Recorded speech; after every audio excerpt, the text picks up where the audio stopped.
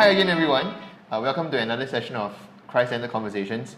Today we'll be continuing on the 7 last words, and the article that I would like to share with all of us today is "Truly I say to you, today you will be with me in paradise." Luke 23:43. So Greg, just let me ask you, right? When you hear these words, how does that make you feel? I think for me it's a bit warm, it's a bit fuzzy, like oh yes, like I'm gonna be with God together in heaven. Okay, hold that thought. How about realizing that the person who said this is from Jesus Christ? Isn't it even more even more like happening, like happy and stuff? Like Jesus. Okay.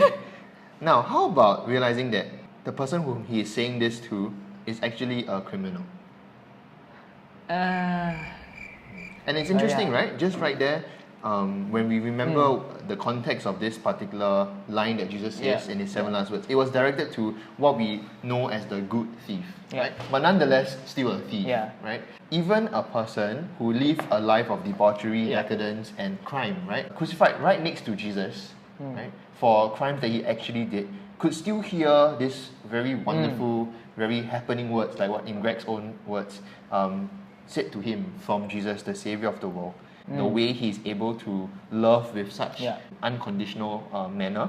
And I think also one thing that I'd like to point out before directing you to the article is when the good thief asks Jesus, "Remember me when you come into your kingdom." I think that's actually a very powerful line because the thief, in essence, also recognized that Jesus is a king. And the response that Jesus gave to him is, "Today you shall be with me in paradise," is just, to me, out of this world. Whenever I actually listen to this at Mass, I actually get a bit emotional and I tear up a bit because it just shows Jesus' generosity. Right at the moment, even before death, salvation still can happen. And I think it's something for us to consider and to remember.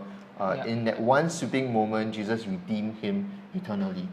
I think for all of us who require a bit of hope, who desire a bit of a tangible sign of God's love, for all of us, no matter how much we think we've screwed up, how much sins we have made, the sacrament of reconciliation is there, but also recognizing that if we want to, if we recognize Jesus is King and Jesus is our Savior, He will call us to heaven as well. So I hope you will enjoy this particular article as well, and stay tuned for more 7 last words excerpts of articles. Bye.